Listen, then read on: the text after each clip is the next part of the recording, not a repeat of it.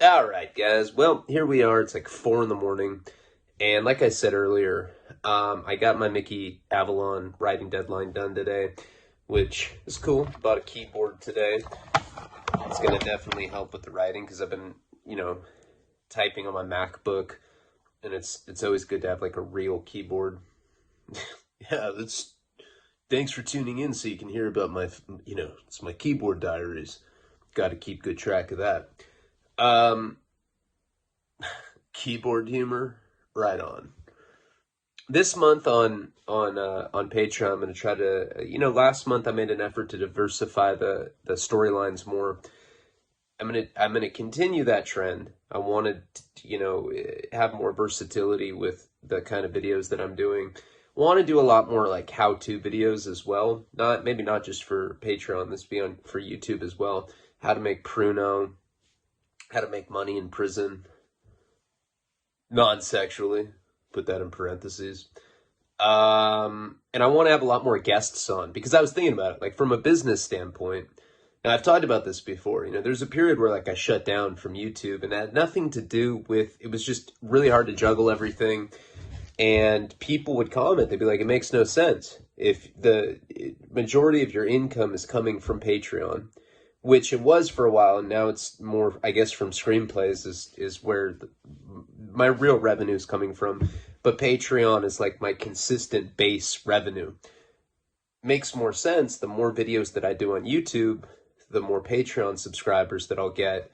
So I should definitely be focusing on putting more videos on YouTube. And I was thinking about it today. I was like, so many channels have guests on all the time. I've done that before, and I think I've had guests that people have enjoyed. I don't want to make that the primary, aspect of my YouTube channel, but there is going to be a point where I run out of stories. I guess I can start doing them in like French and shit. Or maybe I can like, people have talked about like maybe animating them, or even like, well, I guess that's it. I was gonna say like acting them out. Could you see me like dressed up like Robin Hood? Like, hey dog, I feel like bolonaring some bitch right now, fool. Just to be in a gang. I don't, you know what I'm talking about, kind of. Fucking disgusting queer. I could probably do some skits and stuff. I don't know. There's a lot of things that I can do. I got morbidly obese recently, which is good because I think it'd be funny. I always wanted to do a workout video, and then I broke my arm this summer. It'd be kind of funny to do one fat because people that don't know me would like just randomly come on the channel and be like, that guy's fat. And then people that know me be like, who is his personality's bomb though? But the people that don't know me or that don't think my personality's bomb, think about the comments I'd get. I feel like they'd be like, I showed my friend this and he thinks your body's disgusting. If I were you, I would use drugs. There's people like that. You're like, okay, Jesus. What am I talking about right now? I don't know. Today, trying to get the sponsor calls done. I did talk to Monte tonight. I was on the phone with him, and Karina was like, this is like 2 hours ago. Karina's like, you're being loud. I can smell your dick from your loudness. I was like, what? Like, I'm tired. Your dick stinks. And so I had to leave the house. I never do that anymore because, and I was explaining to Monte, I have like hardcore prison PTSD. I have like panic attacks. Like if I'm walking down the street and I like hear somebody, it doesn't even have to be hip hop. Somebody can be listening to Seal and I'm like, fuck, and I like duck down. I'm like, oh my God, a Seal fan could shoot me right now. Disgruntled Seal fan. Anyway, I'm always paranoid. Like when I walk past people, I'm like, you think they hate me because I'm white? It's like another white guy. I'm like, oh, it could be some weirdo. Maybe they're from Detroit or something. Sorry for my Detroit homies out there. I love you. So anyway, so I was talking to Monte, and then all of a sudden, this van just goes. It was like some white Chomo van. It looked like the van in Silence of the Lambs, where like he's like, "Can you help me load this piece of furniture or whatever?" And then, you know, he puts the girl in there. I don't like that part. It's weird. And there's people that do. They're like, dude, this is my favorite part. I love when he kidnaps this chick. Yeah, this is cool. I'll get that tattooed on me. Van snatching. Anyway, this van like comes barreling around this corner. And it's probably going 150 miles an hour. This is like 2:30 in the morning in LA. I was like, what the fuck? It was going like 150 miles an hour, this Chomo van at like in a residential neighborhood. And then like 2 seconds later, a cop comes by. And I was like, and he just like looks at me. He's like, what are you doing? I'm like, are you looking for a van? He's like, yeah. Why, have you seen it? I was like, I mean, the guy had a cast on. He was loading a couch. And then some girl came and tried to help him, and he took her. I don't know. I gotta go. It was really weird. I didn't really say that, but the cops did talk to me. And I didn't say anything because I'm not a snitch. I was like, I don't care if it's a serial killer. Fuck it. Fuck you, pig. No, I'm just kidding. I don't think this may not make it to YouTube. I don't know. It may not. I was just up right now sweating Dogecoin because Elon Musk tweeted about it. I was like, I'm going to get rich. I'm going to buy 6,000 coins. And I did. And now I'm like, oh my God, what if I lose that? It was only like $300, but still. Karina's going to be like, oh my gosh. Because she gets when I buy crypto, because it's attached to her debit card, the PIN number goes to her phone. So she always sees it. She's like, you're such a crackhead. She's like, it's so volatile. What are you doing? I'm like, oh my God, all right. And I like put my beats on. Listen to Seal. All right, let's get, so this story, we're about to get to the end of the I think I can probably stretch the Albuquerque story series, maybe like 3 more videos, I think is like an appropriate end time. And then there could be another series after that. This is going to be a new series I'm doing. And the only reason I'm doing it right now was because we're about to get to a really good part of the Albuquerque series. Like the best part. That weirdo Bruno, that racist Bruno dude. When we go meet up with Luke and all that. All the shit that went down on the East Coast, and then eventually I go back to New Mexico and that story. But I want to try out new video line right now. New storyline. Video line. Sounds like a old video rental place. Let's go to Video Line tonight. Please, come on, Dad. Video Line. Okay. This is going to be the return of Shaky Jake. And what I'm going to do, you know, the second prison term, I already told you everything there is to know about that one. My third one, definitely there's stuff that you guys don't know about. And then my first term, there's a bunch. So I'm going to try that. If it's too derivative, if you think it's too repetitive, if you think I'm a bitch, if you think I'm a punk, then tell me. Say it just like that. Be like, hey, dude, that was a punk-ass bitch story. No more of that. So let's try it. This is the return of Shaky Jake. So, okay. So let's start from the first prison term. I guess let's go right before I went to prison and what happened right at the beginning of that term, and then goes into some of those early MDCLA stories because I don't think I ever told, I don't know what I said the first time. You know, I don't know what I went into. I know that I talked about kicking methadone. I know, you know, let's just try it. Let's see what happens. You guys let me know if you like this storyline, and I'm going to try to do juvenile delinquency tomorrow. I think I'll do the Albuquerque first, though. And then, I don't know, the hood was pretty fucking fly. All right.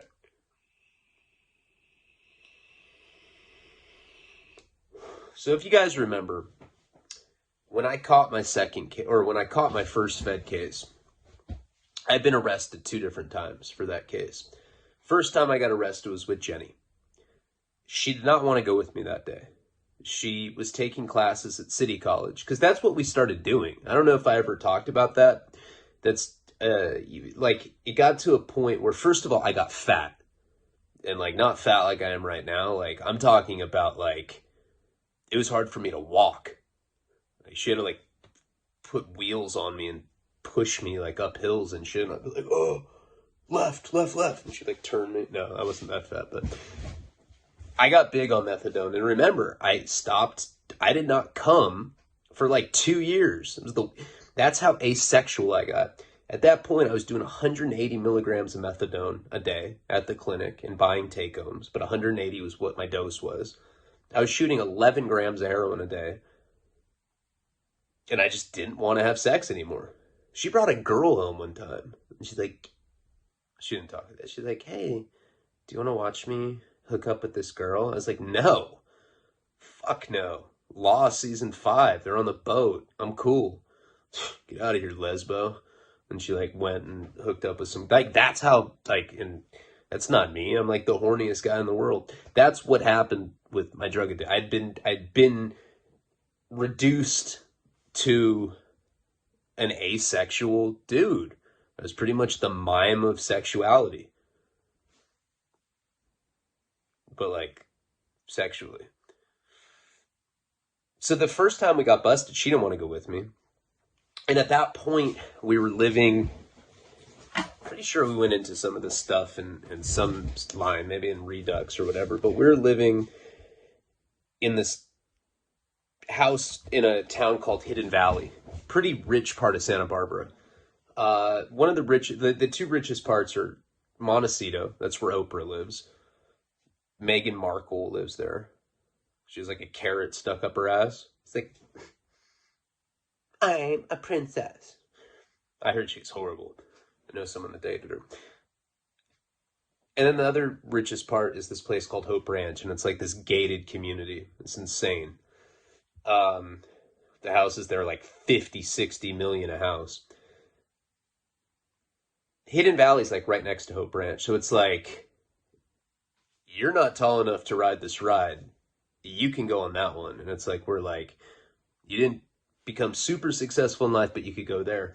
But at that, I think my rent was like $4,800 a month for a 2-bedroom duplex. And we had all the toys in the world. And at that point, I was making, at the end there, I had 3 runners. I was making 10 grand a week. And Jenny wasn't a materialistic person, but she was spending a lot of money on a lot of stupid shit. And so was I. So we basically just spent a lot of money, lived in this nice ass duplex, and I watched Lost, and we didn't have sex. Sometimes we didn't have sex while we watched Lost, and sometimes we watched Lost while we didn't have sex. We got bored, so what we ended up doing is enrolling in community college. Santa Barbara City College. Not because I wanted a degree, because I was bored. I took Political Science 101. I took screenwriting. That may have been it. And then she was taking some real estate classes. And I was like, it was to the point where like, I didn't know that I was fat. You know how like when you're really fucked up on drugs, you don't know? You're like, nobody knows. And then like you tell people, you're like, yeah, man, I was on drugs. They're like, well, obviously. You used to have cum stains all over your zipper. I was like, oh, can't believe they knew. It's kind of the same concept when you're like overweight like that. And I still thought that I was like hot. I thought I was like some hot fat guy. I'd like spike my hair. And it made me look even fatter. I looked like a volleyball with fucking hair like stuck on the top of it. And I used to go to these classes, and I thought that I was like the hot, kind of older guy with the tattoos. I had like one tattoo, but I had the Fear and Loathing, and I used to like, I'd have Jenny like sew the sleeves so that it like hugged, but I was like fat, so it didn't look muscular. I looked like a fat dude with the sleeve that like kind of just clung on to me like that, and then you'd see this little, let me show you, oh, now I gotta be off, like this would peek out, this little, that's it, I don't know, it's not, it's a track mark, like this little piece of the tattoo would stick out, and I thought that I was tough, I'd like make eye contact with girls, and they'd like look away suddenly, because they probably thought I was gonna eat them, but I was like, a bitch wants me. So that's what was going on at that time. And I really took it seriously. Like, political science, I was into. You know, I was like doing presentations, like doing dioramas of like, I think Obama at the time. I don't know. Jenny was in this real estate class. So the day that we had gotten busted, and that was our life. Like, I went to the methadone clinic. I had to go there every day because I never got take-homes because I always got dirty drug tests. And we'd watch Lost, no sex. And then I had 3 runners that worked for me, spent a lot of money on shit that I didn't need.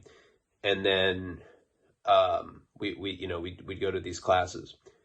So the day that I got busted the first time, I remember that day very clearly. We had this runner, and I've explained this before, so I'm not going to go too far into this. Let's just say this. When we got arrested that first time, they let us go. And we were like in holding tanks. Like, we were at a substation. You know, substations obviously are a huge part of my stories. I talk about them all the time.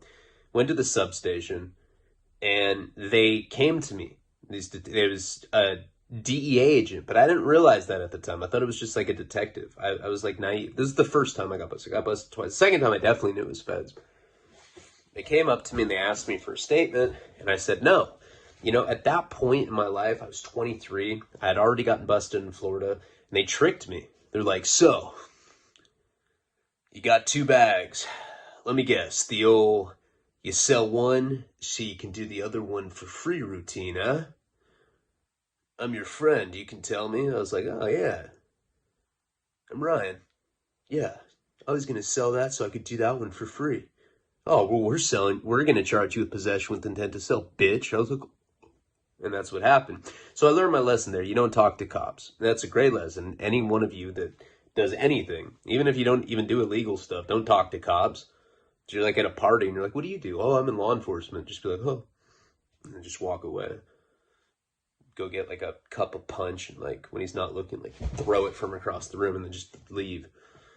You don't talk to cops, you know, because what they say, anything you say can and will be used against you.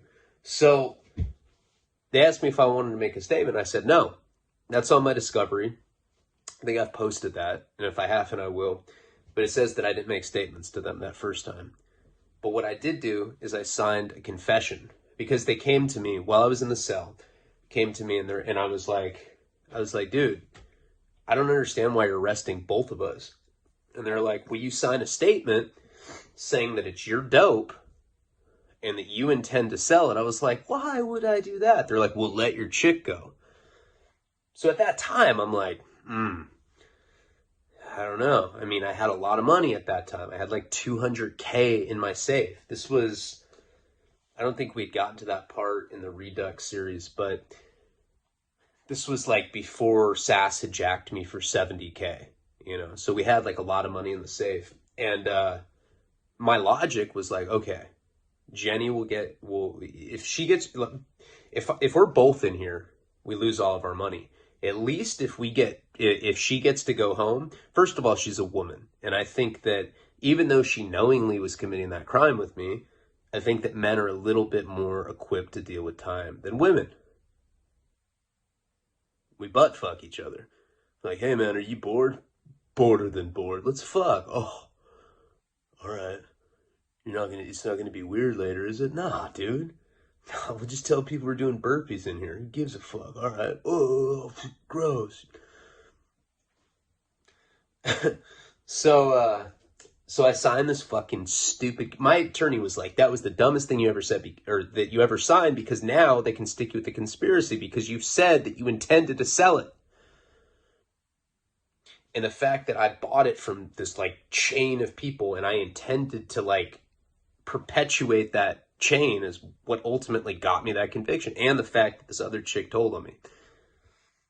Oh my God, this dog in here just farted. It smells so fucking bad. It doesn't even smell like a fart. It smells like, oh my God, dude. It smells like a fart with like wood chips burning. There's definitely like a flammable nature to that fart. If I like a little lighter right now, there'd probably blow up in my face. So much like methane gas in here right now. Oh my God, there's like not a dog in here. That's how shot out my asshole is. It just leaks out. All that counting time I've done. All right. So I signed this confession, and they said that I was definitely going to get charged. All right. About 6 hours later, they let us both go. We look at each other. I'm like, hey, why are they, did you snitch? She's like, no, did you? We like both thought that we told, because it made no sense that we were both getting released like that. We get out. They gave us my car back. I was driving the Chevy Malibu at the time. We drove home. Now, at that time, I had a runner that worked for me named Lou. Classic he looked like, you know those guys that look like they're from a different decade? He looked like some like disco roadie. Wore like V-neck shirts that had like this like obscene pubic looking bush poking out of it.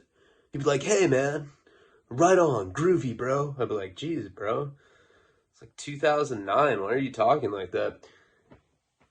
He's like kind of like he just was like your typical dirtbag, right? So I don't even remember how I'd met him, but he was one of the guys that was working for me. I had 3 guys working for me at that time, 3 runners.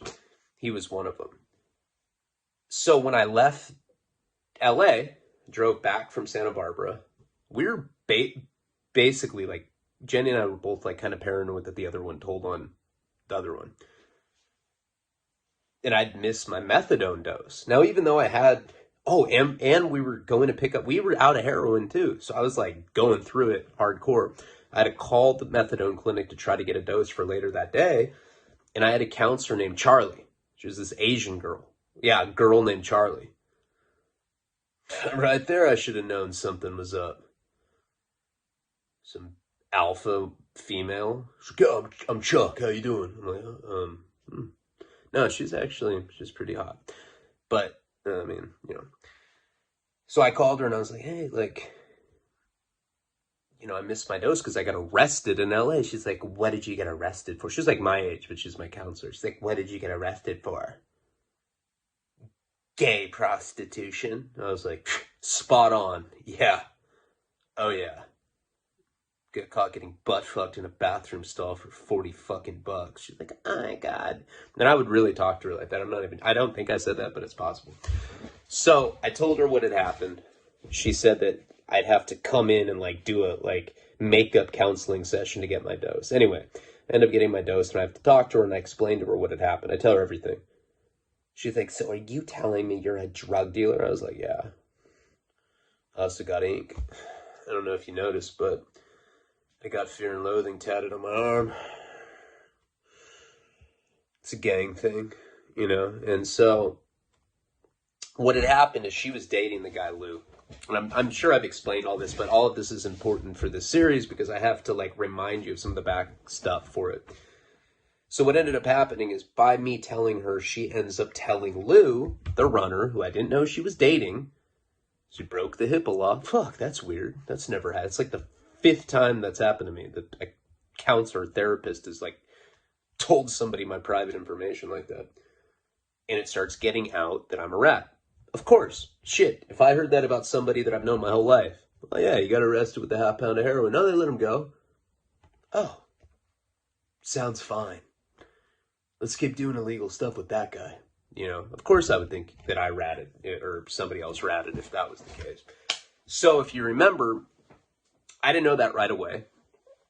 And a couple days later, what happened is I was supplying like pretty much all of Santa Barbara at that point with heroin. I'm not proud of that. I'm just saying that's how much I was bringing in. I was only bringing in like a couple pounds a week, but that's a lot of heroin for a small town. There's like 500,000 people in Santa Barbara. Probably 1,000 people there do heroin. That was enough to feed everybody's habit. So I ended up getting my friend's girlfriend to drive me down there, different car, and that's when I'd gotten set up by Diane the second time. Second time that I get arrested you guys remember, I'm in the car. What had happened real quick is we get down there and I hadn't told this girl, Marissa, that I had been busted. I was like, yeah, I got jumped. They had nunchucks. It was crazy. It was wild. They were like street ninjas or something. She's like, oh yeah, that's believable. I was like, we got to take your car. You know, they already know my car. I don't want to get beat up again. I didn't tell her that I'd been arrested. So we get down there. We got down there about an hour early. And I went and I surveyed the parking lot, seeing if I was going to get set up again. Didn't see any cops, but there was an Escalade parked next to us. It had tinted windows. Now, I wasn't going to look in the windows. What if it was some essay? Fucking go in there, and it's like baby Popeye, like sucking off baby Scrappy. And he's like hitting a Pookie or something. Oh, hey, dog. Hey, this is a private vehicle, fool. Hey, this ain't fucking cool. This is my baby daddy right here, fool. So I didn't do that. Big mistake, because after I ended up meeting up with Diane, she ended up kissing me on the cheek, and she's like, you're gonna be okay, mijo. Little tear peered down. I was like, I knew right away. I knew what was up. She hands me the bag of dope. I go back into the car with Marissa. Marissa's like, no, you're shooting me up now. Like, earring fell out of her ear because she like swung it so wildly. And so I had to open up the dope. I had to cook her up a shot. I had to hit her. She didn't know how to hit herself yet. And as I'm hitting her, she's like, cop. I was like, huh? And I look in the rearview mirror and there's fucking cops everywhere. It's a DEA agent. We're dead, motherfucker. We're dead. I didn't even know what that meant. Drug Enforcement Agency detective. And then I look to the left. I'm like, fuck it. I'm already in her vein. Kept pushing the shot down. And then I put the needle up in the air, got out of the car, and I looked to the left, and there's feds coming out of the Escalade. I was like, oh, I thought that was baby Scrappy's Escalade or whatever.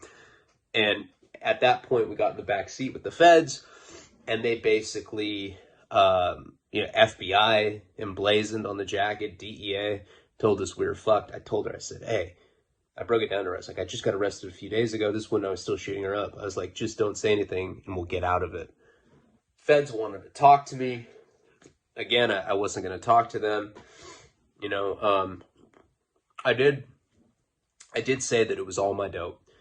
We go back to the substation. 6 hours later, we get released again. Now, that time, that girl told on me. She made heart. She's like, he's got guns. He's got Molly. He's running an illegal gambling circuit on a fucking steamboat in Mississippi. She started like making up shit that wasn't even true. He's colonizing illegal immigrants on some fucking yacht right off of the Channel Islands outside of the Santa Barbara coast. He's dangerous. Dangerous. I don't know. She didn't talk like that. So, isn't that whack when I laugh at my own shit? Sometimes I watch my videos and I hear myself do that and I cringe. I'm like, oh, so lame. So after that point, now I got arrested twice. And I ended up finding a new connection down there. That guy, Steve, ended up, I guess we're not in that story. So I got to kind of not go too far into what happened with all that. But he basically took me out to his pizza shop and he put a gun under the table and told me he's going to kill me if I ratted him out. I was like, how do you know I'm not going to rat you out right now? Shoot. If you shoot me, I'm telling, but... So pretty much the entire house of cards had crashed, and now we're up to the beginning of the return of Shaky Jake. So after all that happened, people in Santa Barbara thought I was a rat. People in Northern California, my Molly people, thought that I was a rat. Everybody thought that I was a rat. I think Jenny thought I was a rat. She would leave little pieces of cheese on the carpet, to see if I'd nibble at it. I'm not falling for that. Dumb bitch. Sorry, rest in peace, Jenny. But you know what? If she was here today, she'd be laughing at that right now. So right after that all went down, I called some attorneys, I was like, hey, I got arrested with a half pound of heroin twice by the feds, and they let me go. Attorneys are like, we don't represent rats. No, that never happened. But what they told me, what attorneys would tell me when I call, is that they had 6 months to file the indictment, because that's how it works. When you get arrested by the feds, it's not like, see, and most people are like, well, you don't get arrested with drugs and get let go unless you actually have been in the federal system and then you know better. This is how it actually works. You get arrested by a state agency. They'll let you go because you're not being charged by the state. So why are they going to put you in jail? Makes no sense. Even if feds are there, unless it's like if you're like the Unabomber and you get arrested by the FBI, of course. But if you're on some street level RICO or conspiracy, a lot of times what they'll do is they'll arrest you. They'll get that arrest on paper, and then they'll use that arrest on paper to present to a grand jury. It's like 12 people, bored as fuck. They're like, do we have to indict drug dealers? This shit's boring. And they present it to them. And then at that point, that's when the U.S. attorney, which is equivalent to the district attorney on the state level, issues a warrant, an indictment. You get indicted. I got indicted with 109 people. And once you have the indictment, then the U.S. Marshals come looking for you, and then you go into federal detention. So attorneys told me that this could go down. And remember, I think we had talked in the Redux series. At that point, I knew that it was a possibility that I was going to get busted by the feds. I knew that.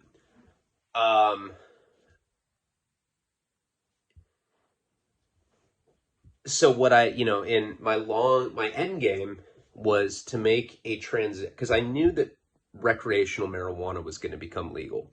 I knew that it was just a matter of time before marijuana was legalized on a recreational level. It was already legal medicinally, so I could start a medicinal marijuana business at that time and kind of anticipate that once it becomes recreational, I'd already be a pioneer. A lot of my friends that did that are millionaires now.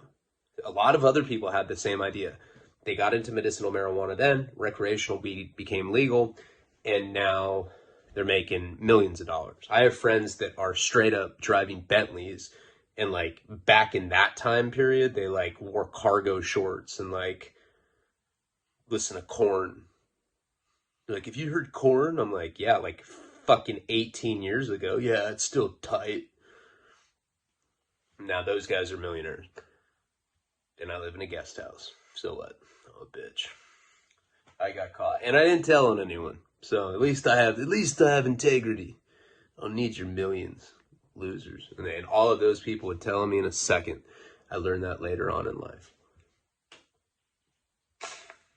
You guys are probably like, why are you always spitting? Just because I'm like doing dip now and it's like stuck in my tongue. Aren't you proud of me that I'm off cigarettes? I'm proud of me for that. Because we had like a 7-minute intro, I'll go like 7 minutes over in this video.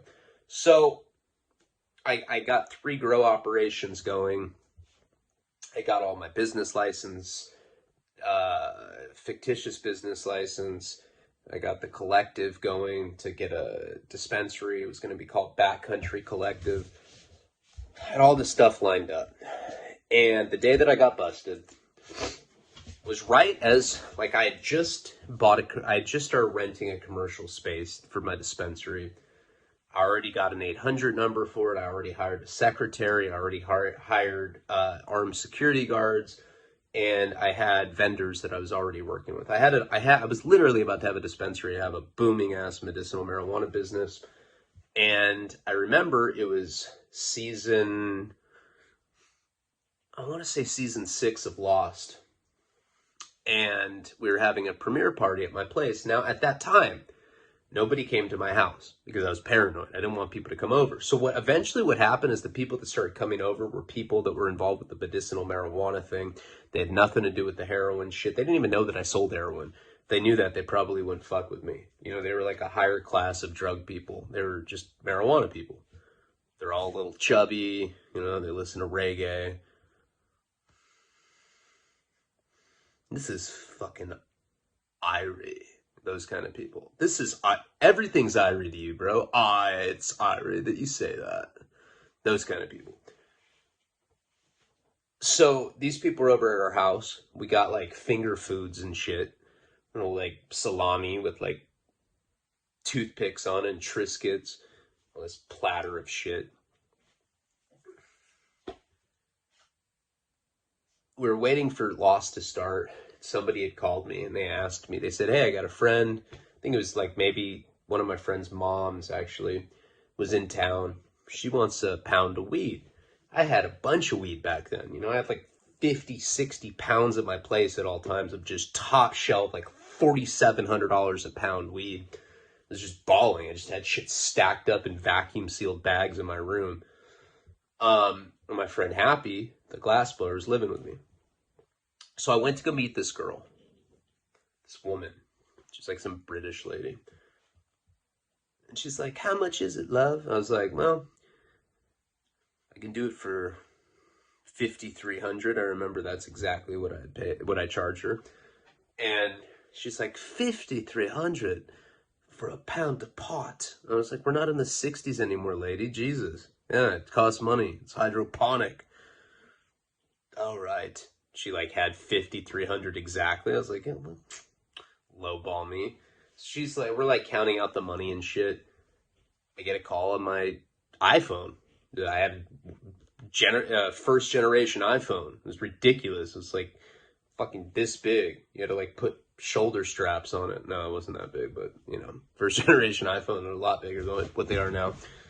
And I got a call from a private number. You guys have heard this story before, but trust me, I'm going to try to make this series original stuff, but get you back in the mood right now. Are you in the mood? Oh, yeah. I'm in the mood. Are you in the mood? So I get this call. She gets out of my car. I'm leaving, and I check my voicemail, and it's like, Mr. Leone, this is so-and-so from the Drug Enforcement Agency. You've been charged with 2 counts federally, two different charges. Conspiracy to distribute heroin, possession with intent to sell heroin. We're issuing a warrant for your arrest.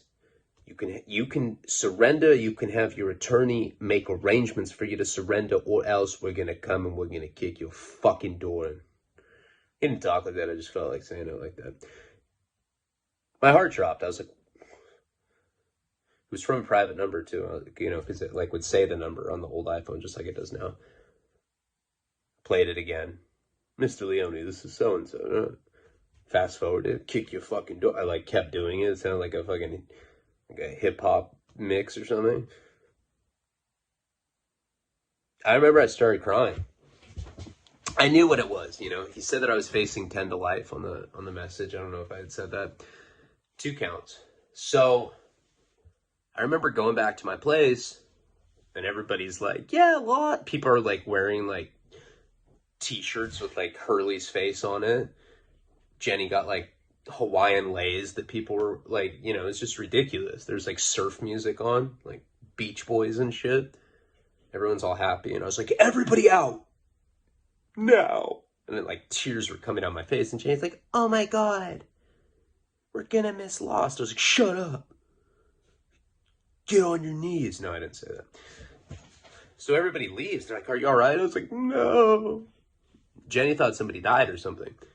So everybody leaves. She's like, what the fuck is going on? And I like just play her it. And I play the message for her and she starts crying. She hugs me. She squeezes me. She's like, oh my God.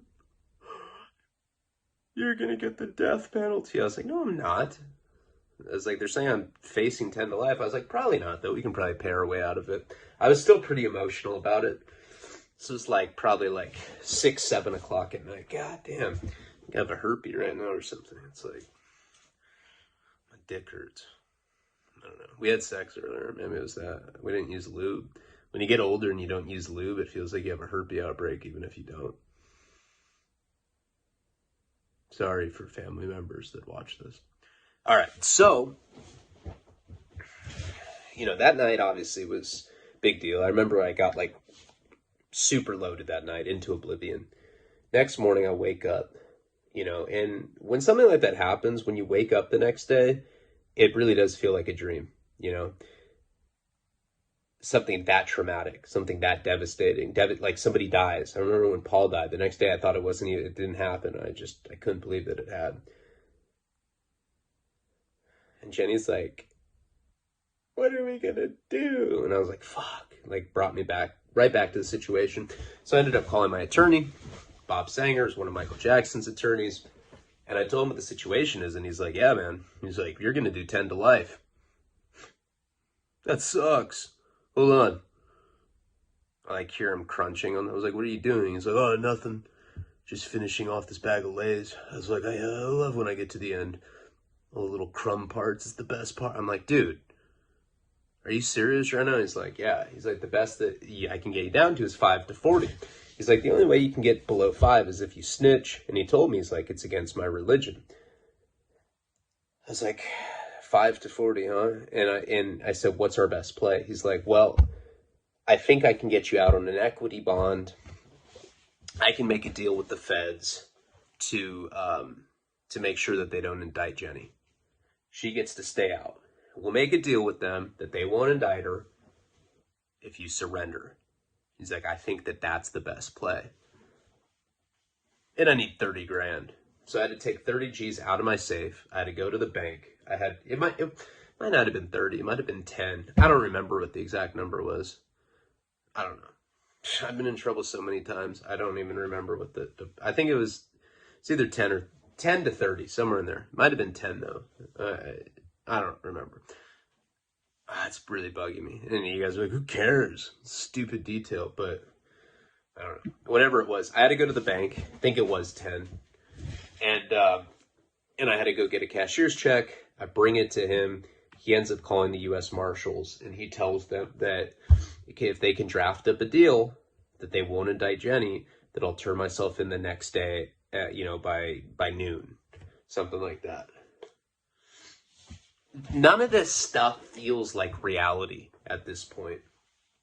That guy Happy had been living with me. Now, the thing is when I had met him, he was wealthy. I mean, he was rich. He was blowing glass for Snoop Dogg. He was making glass pipes for celebrities like that, rappers. He was charging $15,000, $20,000 for a fucking bubbler, shit like that. I had one that was worth 12 grand. I had a bunch of different ones. Jeff still has one to this day. I owed Jeff money for rent one time, and Happy blew a custom piece for him, because I owed him money just to clear it up. I had tickets to go see Paul McCartney backstage. I think he was going to be with Dr. Dre. And but I don't think I had tickets to get to meet Dr. Dre, but I had VIP tickets to Coachella to meet Paul McCartney. One of the fucking Beatles. That's where I was supposed to be doing the next weekend. And it was Happy's 30th birthday the next day. So the night before, I ended up getting big bag of drugs together. We've talked about this. That's when I put the heroin, the mixed pills, all that stuff, put it in a balloon. The next day, that night I got high as fuck. We also had cocaine, doing speedballs that night. Next morning I wake up. I don't know if I explained it like this the last time I told this story, but I remember this like it was fucking yesterday, honestly. I wake up the next day, depressed, as in my boxers. I remember being in my boxers, and I had my shirt on because I was all fat. I was too embarrassed to have my shirt off around a female, even though I'd been with her 3 years. And Jenny was like, hey, you want to fuck? I was like, no! And because I'd woken up late. I was like, no! Fuck you! I can't believe that you'd even minimize the situation by talking about intercourse right now, you fucking slut. I talked to her bad like that. The last time I ever saw her, and that's how I talked to her. Stuff to think about. I was mad because I had slept in and I was supposed to be there at a certain time. It was Happy's birthday. He was living with, oh yeah, that's what I was explaining. So he was wealthy when I first met him. He's having pool parties. That's where I met a lot of celebrities and stuff. A lot of long-term connections were made from that house. He got addicted to heroin. He started smoking it, and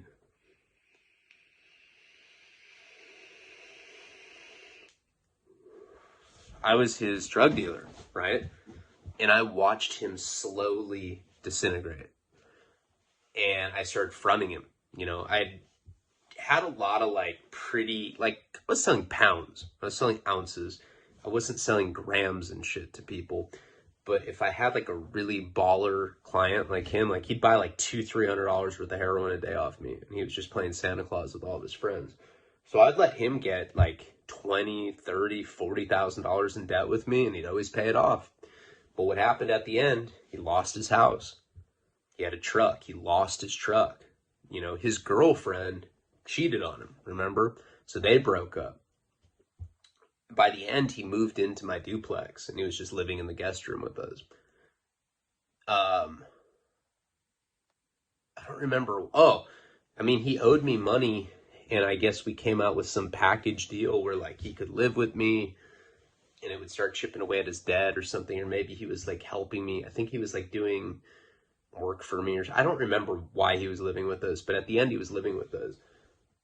So Jenny asked to have sex with me. I had this pack that I had made, and I had these boxers with a little secret pocket in the crotch, right where the little dick slit is, which was ridiculous. You know the dick slit? You know, my dick always pops out. I don't have a big dick, so it's just this little teeny fucking stub. It looks like some weird growth, but it's my penis. It comes out of that slit all the time. Sometimes on purpose. Sometimes when I'm not paying attention, I put boxers on backwards, and then my butthole just has some little fucking breathing hole. It's gnarly. So, Happy is usually happy. And it's not one of those ironic names where he mopes around like, oh, I'm totally unhappy right now, but it'd be funny if somebody said that my name should be Happy, you know, but he was actually happy all the time. But he wasn't this morning. He was like moping and shit. And he was going to give me a ride down to LA. I had to go from Santa Barbara to LA. I got in a fight with Jenny because I got up late. And I thought I was going to be in trouble. I'm going to be in trouble because my attorney told me that I could get equity bond.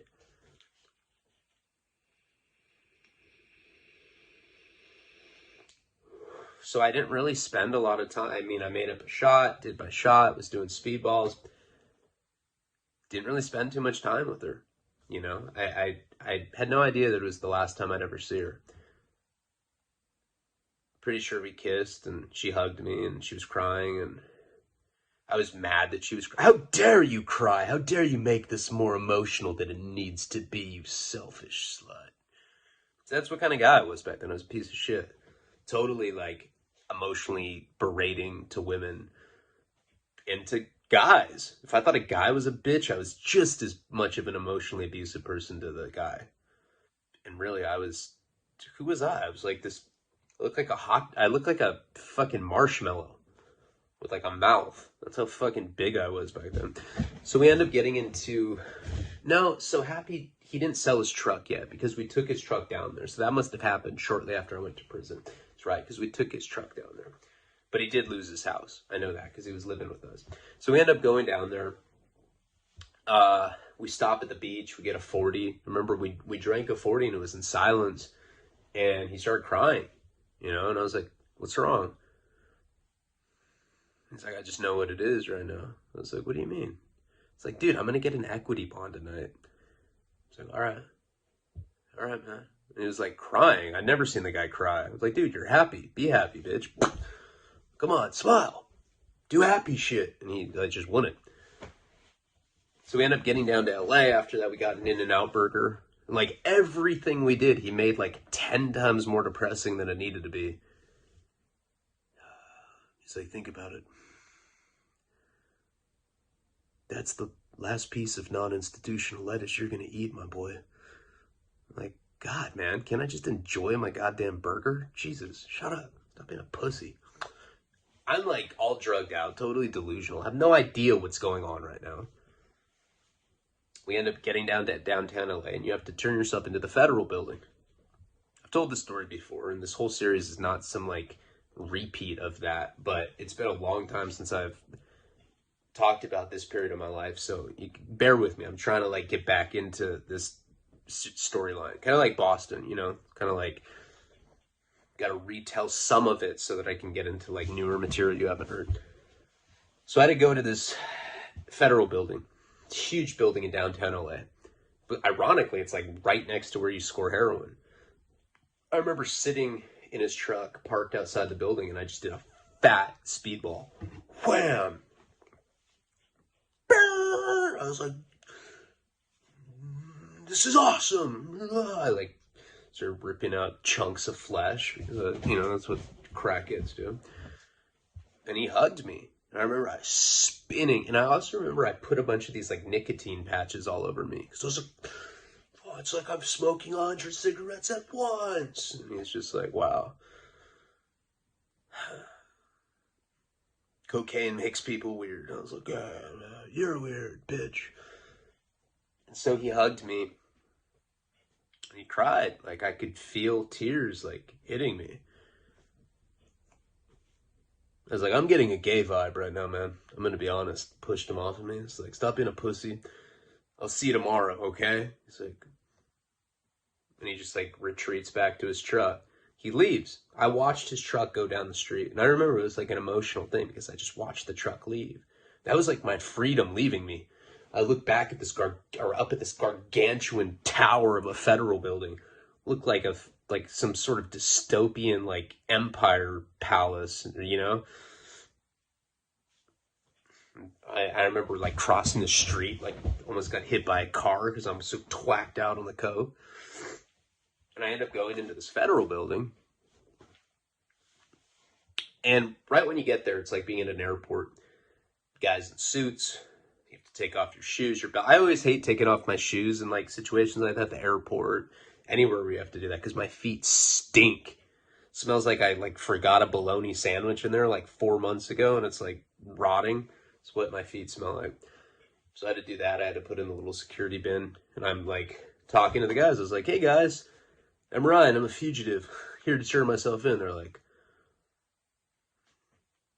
9th floor, U.S. Marshal office. I was like, all right, cool. And I'm all like skipping because the cocaine has made me feel like I'm in some like off-Broadway fucking play or something. I go up the elevator. I get to the U.S. Marshal office. I knock on the door. Come in. I come in. I was like, hey, I'm Ryan. I'm here to turn myself in. They're like, great. Thanks for showing up. Go ahead and sit in the waiting room. Make yourself comfortable. Need anything? Bottle of water, maybe a Heineken. Just kidding. I'm like, you're funny, Dave. All right. I'm like, and I remember reading like a Newsweek and like Obama was on the cover and I was like, oh, this is I haven't seen this issue. Oh, wow. He's thinking about bailing out the auto industry. Oh, God. Can you believe fucking Barack? Jeez, man. Then the cocaine starts slowly dissipating, right? Like the high starts going away.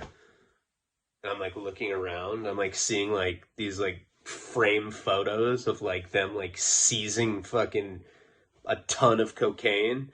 You see some like little Colombian immigrant like in like a, floral shirt or something, like tied up with a rope.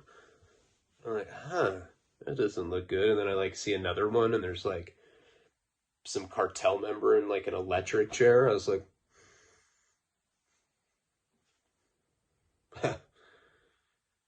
guess those guys didn't get an equity bond. Huh, Dave? He's like, that's right. We killed those fucking drug dealers. I'm like, you guys are great.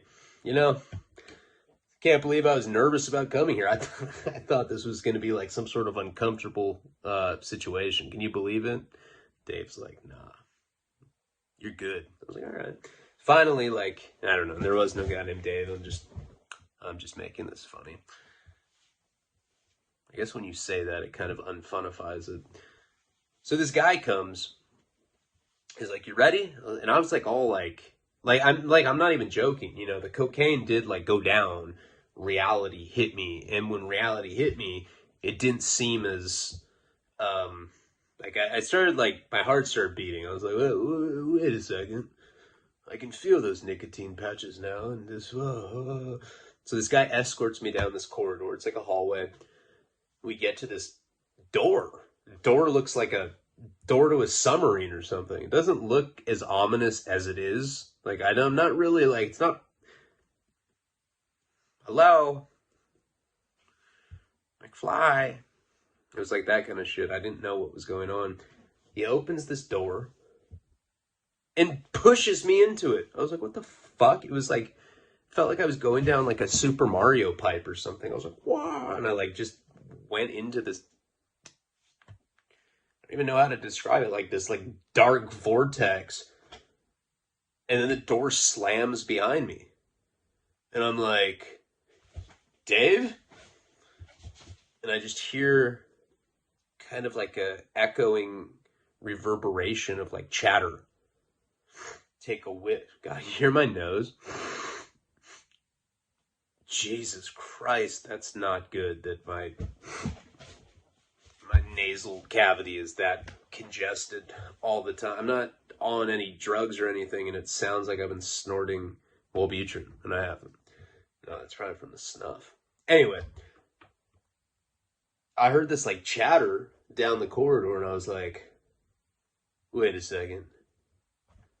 What the fuck am I? And I like took this fat whiff, and I could smell this waft of like the instantaneous, recognizable scent of institution. The kind that we talked about in the other video. It smelled like the inside of a pumpkin with a piece of shit with male jizz in it.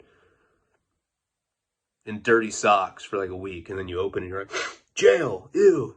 That's exactly what it smelled like. And it became clear to me that I was in jail. I was like, oh, that's how dumb I am. I was like, this is what I thought probably. I think what I was thinking in my mind was that I was going to go to this place and they were going to fingerprint me. Then I'd have to like sit in like a holding tank for a few hours and then, Leone, roll it up. You got equity bond. All right. Later, Dave. Hey, you care if I take the Newsweek? No problem, buddy. Good luck to you. All right. Thanks, Dave. You know, I thought it was going to be something like that. Guard comes up to me and like starts escorting me down this hall, and I'm like, I'm like, as I'm going down and I'm like looking into cells, and there's like guys in like green scrubs. There's like essays with like shaved heads and like fucking area codes blasted on them and shit. I'm like, keep going. I see like some like Nazis like ducking some Jewish dude's head in a toilet bowl. Like, yeah, shut up. And I was like, oh my God. No, but I did see all these inmates, you know, in like various and I was like, and I asked the guard, I was like, where am I? He's like, no talking. We don't talk to the inmates. I was like, you know, like right away, I'm getting talked down to. Like, I didn't even see this coming, and I did it. So they finally bring me into a tank. Everybody looks at me. I'm wearing like dress clothes. Everybody's in their scrubs. I'm like the only guy that's not covered in like cheap tattoos. And you know, it's always like the guys that have like porn tattoos, like girls with their legs spread with like, I feel weird saying it, but pussy lips.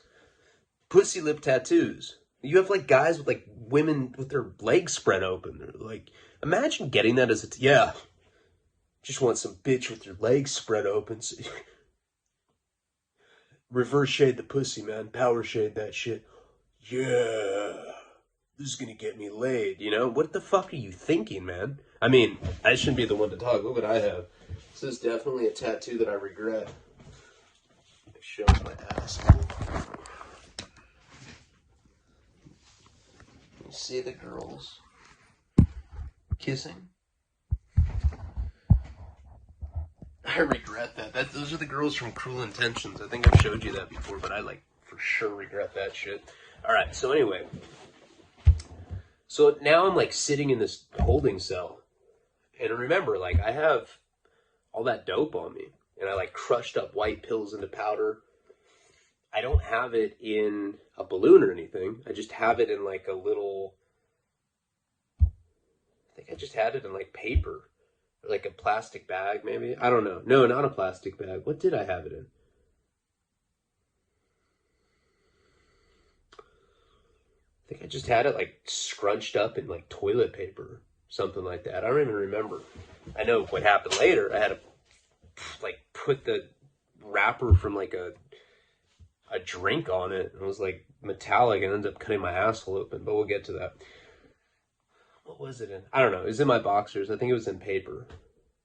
Whatever the case was. So I'm sitting down in the holding tank. This is why I have to like get back into the moment. Because when I tell stories, if I'm really feeling it, like it brings me back there. And then I think that I catch details that other people can see as well. And that's like part of telling a story correctly, in my opinion. So I'm sitting down on this tank. And there's all these guys with like face tattoos. You know, like one of them says like, fuck my life. I was like, whoa, this place doesn't look that chill. And I was like, and like one of them was like, hey dog, hey, are you from the world, fool? It's always funny when they say it like that. I'm like, yeah, I'm from the world. Talking about Earth? Yeah, dog, Earth. I used to be there, fool. But now I'm not there. Now I'm in jail, fool. And I'm like, where am I right now? Hey, are you fucking serious? You're in the fucking feds, fool. You're fucking fucked, homie. You're never going home. You're gonna start fucking dudes. Palabra, fool. Gacho. I was like, huh? The Fed? What do you mean? The feds. I was like, I know I'm in the feds. But what is this? Is this a jail? Like, yeah, dog, this is a fucking prison, fool. There's people doing like 10 years right here, fool. You're fucked. You might get raped, dog. I don't know. I mean, not by me. Unless I'm on alcohol, kinda. I'm like, So I started talking to these guys and like, really, right away, it kind of becomes clear to me the severity of the situation because they're telling me stories about it. They're like, yeah, fool. So I was fucking selling like $40 worth of crystal meth at the grocery store with my baby mama. Somebody was trading me their EBT card for some Escante, fool. The feds got me. I've been in here since 96, fool. For $40 worth of crystal meth, dog. They haven't fed me in 6 years, fool. No, they didn't say that. But like, you know, they're telling me like horror stories. They're telling me about ghost dope. They're telling me about, they were telling me about the story about this guy. I think, no, that was, well, maybe it was that time. I don't know. Somebody was telling me the story about how they were pointing a laser pointer. Like, they lived by, like, the airport, and they were pointing a laser pointer at an airplane, and, like, it went in that pilot's face, and they got charged with, like, terrorist interference with an airplane operator or something. I was like, huh? He's like, yeah. He was a white guy. He's like, yeah. I just got sentenced Thursday. I was like, what'd you get? He's like, 6 years. I was like, what? For fucking pointing a laser pointer? Yeah. Probation, too. A couple years. I'm like, damn. So, like, I start telling people about my case, right? I'm like, well, I don't think I'm in that much trouble, guys. I only got caught with half pound of heroin twice. Now, see, when I first got busted, a lot of guys were in there for meth cases. So back in the 80s, early 90s, the feds were going hard on crack. Crack cocaine is what they were at war with because it used to be bad. I mean, that was before my time, but like I'm friends with people like Freeway Ricky Ross, who was obviously instrumental in that whole situation. And he's told me a lot of crazy shit. Someday I should get him on my show. I know people say that he's the kind of guy that's already said all he's got to say, but I bet I could get some new stuff out of him. But he used to tell me how crazy it was. And for a while, the feds were at war with crack. What happened, though, is like in the late 90s when the biker shit started going down and bikers started flooding the streets with crystal meth, with shards, with actual glass. When it went from like crank to like shards, you know, it goes and shit's been around forever. They had an epidemic with that in San Francisco in the 1960s. There was a speed epidemic. But we were in the midst of one again. This is before the opioid crisis. So most of the people in federal prison that I met were in there for crystal meth. And they are hard as fuck on crystal meth. The guidelines, I've told them before, but I'll tell you again. 50 grams of crystal meth It's not that much. I mean, I haven't done that in like a day, but I've done that in a weekend. That's when like wine bottles start going up your ass. You're like dressing up as like fucking a werewolf. Look, I'm a werewolf. I don't care. Stick a wine bottle in my ass. Fuck it. I'm spun, bro. Let's call some chicks too. You know, shit like that. 50 grams of crystal meth. If you get caught with 5 grams, you get 5 years. 5 grams of crystal meth. If you get caught federally for it. If you get caught with 50 grams or up, you get 10 years. If you get caught with Sudafed, more than like what you're allowed to have, they will literally give you a year for a box of Sudafed. I had friends that got caught with like 12 fucking boxes of Sudafed. They got 12 years for it. A year, a box of Sudafed. So when I tell them that I got caught with like over 400 grams of heroin collectively, dog, you're gonna get like 30 years, fool. Hey, that's on my fucking grandkids. I'm like, dude, you're like 30. What do you mean grandkid? That's on my fucking grandkids, fool. No fucking lie. This is baby Tommy, fool. He's from Ventura. This is my grandkid. I had kids when I was 6, fool. Now they got kids when they were 6. Shit like that. I was like, what the fuck? So I was starting to get really scared. Like, they're pumping this shit into my head for like hours, right? I have court that day. I gotta see a magistrate. I'm sitting there, I'm like, oh my God. I was like, is it violent in here? Hey, dog, is it violent? Let me tell you how fucking violent it is, fool. The other night, a paisa cut off another paisa's fucking head, and he was playing soccer with his fucking celly's head with another fucking paisa. It's violent like that, dog. Yeah, you're fucked. You should fucking kill yourself. You should tell on people. I don't give a fuck. You run into a lot of mentally ill people in there too, you know. So finally they call me for court, and I'm like fully prepared to like rat out my family. I'm like, yeah, my mom sells crack. Arrest her, let me go. No, I would never do that. But I was really spooked, you know. End up getting into the courtroom. I go in there, and the thing about going to federal court compared to state or like, I go to court in Santa Barbara. It's like some little emblem of like this Great Seal of California. There's like a little American flag on a stand, and there's like some woman like typing, you know, the transcripts for the court. Like everybody's like, hey, like district attorney is like eating ranch flavored sunflower seeds, and like Dave's there. He's like, huh, I just bring the magazines, guys. That was pretty lame. So, but when you go to federal court, you feel like you're on like a fucking, you know, judicial submarine or something. There's like militaristic like armor and shit. Like there's like plaques of like countries we've conquered. There's like an astronaut's helmet, and you're like, what the fuck is going on? You know that it's like the United States of America. You're like, oh my God, it's really scary. Like, holy shit. The entire United States is against me right now. I haven't even been to the entire United States, and they fucking hate me. Jesus. So I'm sitting there in court, and I see the DEA agent that arrested me the second time, this bald guy. His face is he's got like these puffy cheeks. It's all like red webbed from like his alcoholism. Probably getting his ass licked by some fucking hooker the night before. He's all, you know, comes in there just to fuck me over. He points at me. I'm sitting in like the little juror box, cuffed.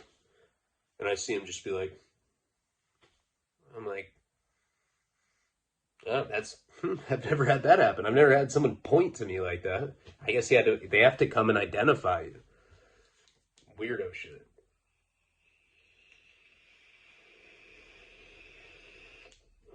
Now my attorney comes up to me. He's like, hi, Ryan. He kneels down. He's like, how you holding up, big guy? You all right? Has anyone propositioned you? He's like, no. It's like, it's probably because you're fat. I'm like, huh? He's like, we'll talk about it later. All right, so this is what they're going to do. I'm going to ask for bail. Don't freak out if they don't give it to you. If they don't give you bail, I'll put you back on the calendar like 2-3 weeks from now. I'll be able to get you out then. I'm like, 2-3 weeks? I said, motherfucker, I'm on 180 milligrams of methadone. I'll fucking die. I will die. He's like, Mr. Leone, don't get so excited with me. I'm like, you work for me, man. He's like, enough. Shh. Let's just see how it goes. You might get out right now. Just shh.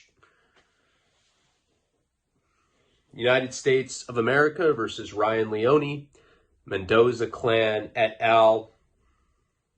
Is the defendant here? Yes, Your Honor. Defendant's in custody. So I have to like stand up. My like bitch tits are sagging. I'm all fat. I'm all sloppy. I just like spit just for effect. I'm like, Plah! I'm overweight. Mr. Leone, let's see. It's like some Zelda scroll and shit. I'm like, He puts on his little bifocal fucking, classic quintessential judge. Mr. Leone. Conspiracy to distribute heroin. He like does Bill Cosby-esque grimaces. Possession with intent to sell heroin. He's like, I'm not even, this is like, yeah, it's like a funny interpretation or whatever, but like, this is pretty much how it was. It's like saying shit and like looking at his colleagues and they're all judging me. And your counsel, oh, Mr. Sanger, okay. Now, how do we wish to proceed? So I think I had to plead at that point, not guilty. Okay. And my attorney's like, Your Majesty, my client, we had talked about before, he turned himself in. He did self-surrender. The government has made a deal with him that we would not indict his partner, Jennifer McNamara. We would like to ask if he can get an equity bond. Dead silence in the courtroom at that point. You hear, there's like some redhead, like typing. She like does some cute little squeaky fart. Like, she's like, huh. I'm like, fuck. It's really, you could like hear a pin drop. Well, Mr. Leone, well, it's you're 23 years old, is that right? It's like, yes. She's like, oh, you're 23 years old. You have a long history of drugs and violence, disturbing the peace, masturbating at a nail salon. No, he didn't say that. But he did say that I had a long history of drugs and violence. And he's like,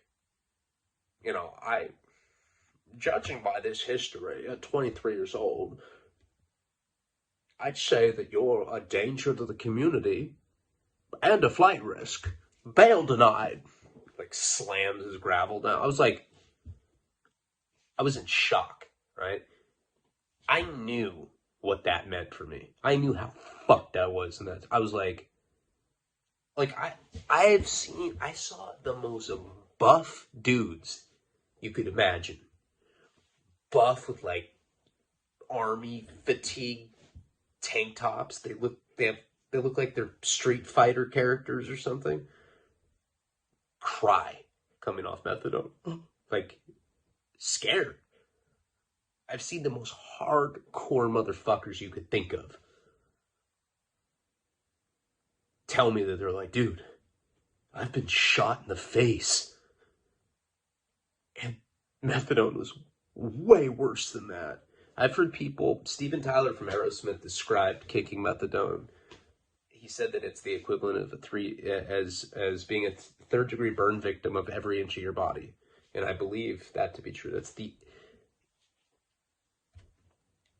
It's probably about 100 times more severe than heroin withdrawal, and it lasts for 6 months.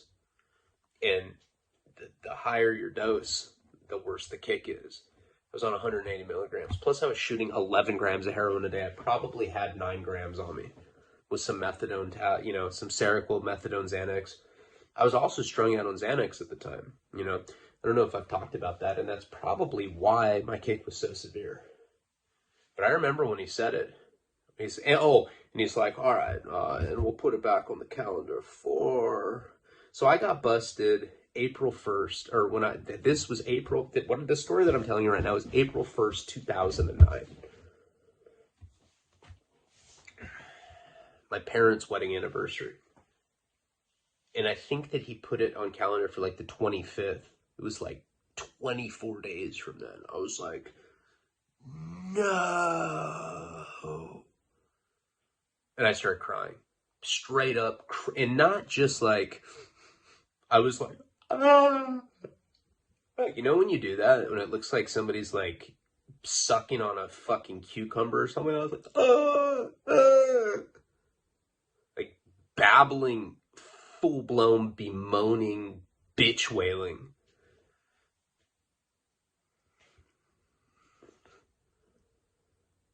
And the judge just like gets up. He's like,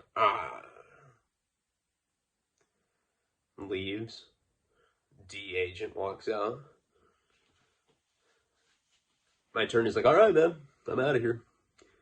I got a thing in Brentwood. I gotta go. See you on the 25th, bud. And I was like, oh my God. I'm crying like a child. Right? Guard comes up to me. I like wince. I'm like, please don't take me back in there. And the guard, it was a woman, right? And she was like, look, you got to get a hold of yourself, man. She's like, I can't let you back in there like that. They will eat you alive. They're animals. They'll eat you alive. They will sodomize you. They will sodomize you. Athletically. They will sodomize you until you're fucking dripping sweat like you're in a fucking sauna. That's what they'll do. They will sodomize you. I was like, okay, I get it. Jesus Christ. Wipe my tears away. I was like, you don't understand. She's like, heroin. I was like, I wish. I was like, that's one of like 30 things I'm kicking. That's the least of my fucking problems. I'm more worried about the benzos and the methadone. Not to mention that 11 grams of heroin. That's what I was kicking. I was probably, at that point in my life, I was probably taking 7 bars a day. Probably taking 7 bars. And I never really had a problem with Xanax. That's the only time in my life.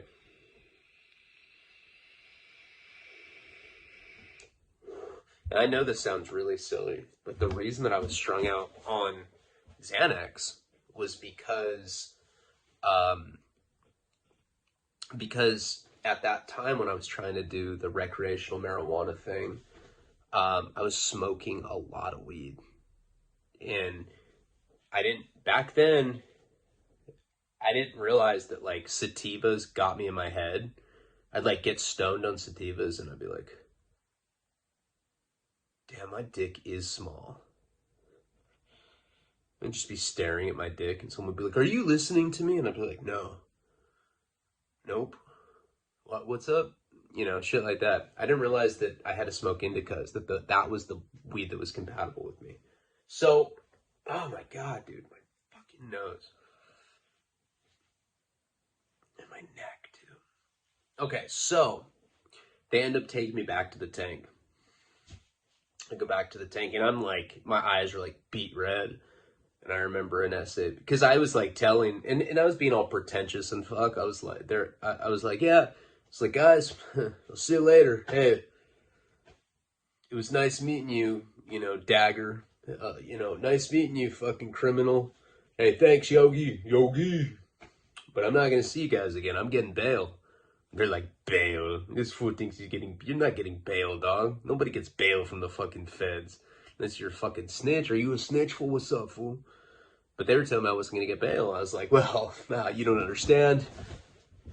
I'm not like you guys. I'm not from a low socioeconomic class. I'm from a little place called Santa Bruta. You've heard of that, right? I mean, it's not what you guys call it. It's actually Santa Barbara, after Saint Barbara, of course. But the lower class calls it Santa Bruta.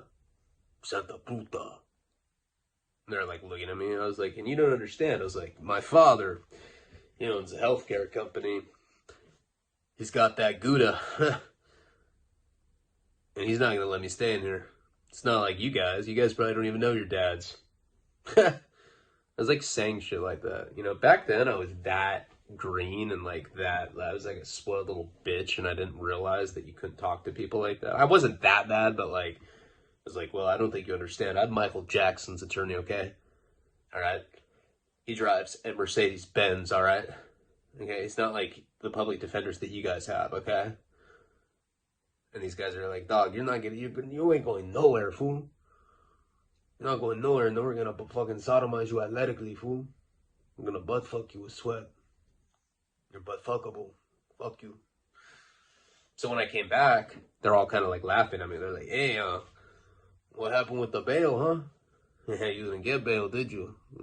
Daddy can't save you now.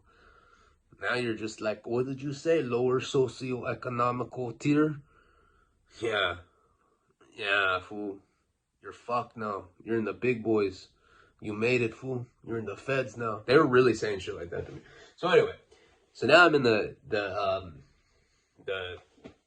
holding tank. The way it works at MDCLA is after everybody does their court day, you're in these dungeons all day. The court days are brutal in any system that you're in, but in the federal system, they're extra brutal.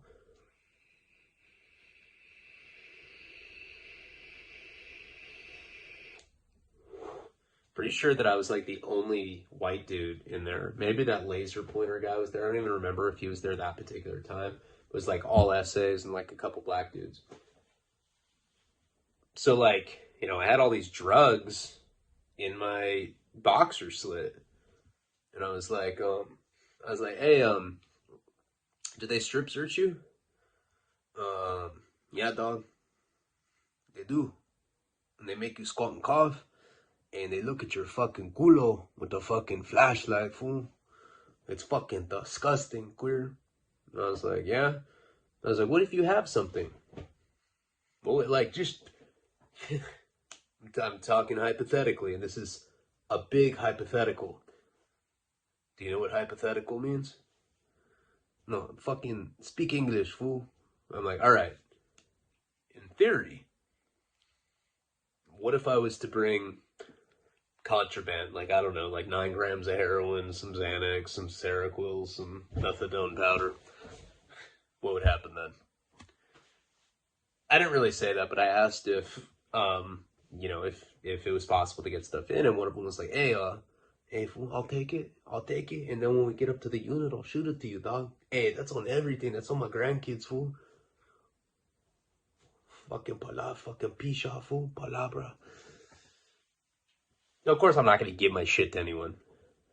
And, you know, there's like a black dude, some OG black dude. I was like, figured like, well, maybe the black guy will be nicer to me than this is. I was like, hey, how hard is it to get something? He's like, well, you know, one time I got a landline phone in there, you know, up my asshole. He's like, you know, the real secret be, you know, tighten your stomach. And when you squat and cough, you know, the contraband, it'll get lodged up in your asshole, and it'll stay put real nice. You know, it's like it just depends on the girth of your suitcase, you know. And I was like, huh? So I think that was the first time that was ever explained to me, because at Santa Barbara County Jail, I brought dope in a million times, you know. People have asked me about this story before, and they're like, well, how did you know to bring dope in? The reason that I knew to bring dope in I didn't know, well, first of all, I didn't know how the federal system worked, but I knew from going into Santa Barbara County Jail that it was definitely to my advantage to come packing. You know, if you come in right in jail, you're the man. That's not even why I was bringing dope in. I was bringing dope in because I was anticipating that maybe I wouldn't get out that day, but I'd be out a few days later. It's just for something to hold me over. But nobody at Santa Barbara County Jail, they don't make you squat and cough. They don't look at your asshole. You just have to go in a room and basically exchange linen. At this place, the way they were describing it is that I was going to have to like bend over and they were going to look at my asshole. Some cops just beating off. Yeah, look back. Yeah, look at me. Oh yeah, just like that. Oh. Yeah, hey, no eye contact. Come on. All right now. So it was explained to me that the reason that they make you squat and cough, because I was like, so is that's why you squat and cough, right? Because the drugs will fall to your asshole. Well, no, you know, it's not exactly like that. You know, the reason that they make you squat and cough, see, is because they want to know if you got a weapon in there. When you did the cough, it's going to move and it's going to dislodge the weapon. It's going to cut your asshole. So that they check with the flashlight to make sure that, you know, there ain't no blood. And that's what I learned. That's why they make you squat and cough. It's not so that drugs fall out of your asshole. Because, you know, try it at home. A little homework assignment. Take something. Axe body spray. Stick this up your ass. And then squat and cough in front of your partner. Do it in front of one of your homeboys. Who cares? Just see if it falls out or not. But the secret is just to tighten your stomach and then nothing will fall out. So they're telling me, you know, what to do pretty much. And the problem was that I didn't have whatever it was in. I'm pretty sure it was in paper or something. Or maybe it was in like a gram bag. I don't even remember. But I had this dope in this little slit on my boxers. So there's a little wall, you know, where you take a shit, but there's like a little wall blocking you. I went and I sat on there and I started taking the stuff out of the little slit in my boxers. I remember, was it okay, maybe it was cigarette cellophane, and I think maybe there was a hole in it. Whatever the case was, I remember that there was like a little grape, like, you know, drink that they give you in your lunch. I found it. There was like an empty bag of food, and I ended up taking the label, but it had like one of those like aluminum wrappers. You know those like reflective wrappers that are on something? Like, what's this? Just imagine like this wrapper right here. I don't know, you know. Just imagine like taking something like that off. I scrunched up in the dope, and then I stuck it in my ass. You know, and I stuck it as far up there as I could. I didn't have any lube or anything, but I had stuck this wrapper up it. And I've never been one of those guys that's like neat and can do things like, you know, everything I do is pretty sloppy. So there was like crinkles in it. So when I shoved it up my ass, it cut me. It literally ripped my asshole open. I was like all in a panic. I was like, yeah, this needs to go. I was like, fuck. And I looked down and little droplets of blood were like sinking into the toilet. I was like, no, because that's exactly what they were looking for. And I knew that I was fucked if they saw any blood. And we will get into the next installment of the Shaky Jake Return series next. I know this was essentially a recap video, but, you know, for the reasons mentioned, I wanted to just get myself back in that mode. There's a lot. I was at MDC LA for 8 months. We went through some of it.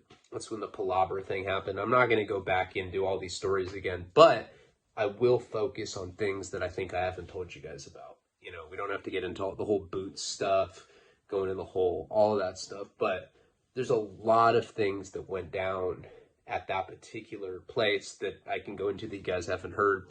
I guess this was just like a warm-up for that. This was an 1.5-hour video. I never do them this long, just to kind of make up for slacking a little bit the last few days. And if you guys don't like this series, if you think it's too repetitive, I think give me like one more chance to do another installment in the series and then make a judgment call. Like, let me come at it with like completely fresh material. But I think that some of the stuff's worth revisiting, just like with Boston. I really liked that series. The last couple videos for Albuquerque are really good. Promise. That ends with like a pretty insane finale, and there's some stories in there you never heard, like when I had to do that courier shit for Luke and all the stuff that had happened. And then when I ultimately made it back to New Mexico, it all kind of like comes together, that entire series. And I hope that we can do something similar with this one. So there you go. 1.5-hour story. It's like probably 5 in the morning now. I'm going to go look at my Dogecoin. God, I hope that I didn't just lose all my money. That was a straight up gamble. Elon Musk tweeted about it, so it might be good. All right, guys. Palabra.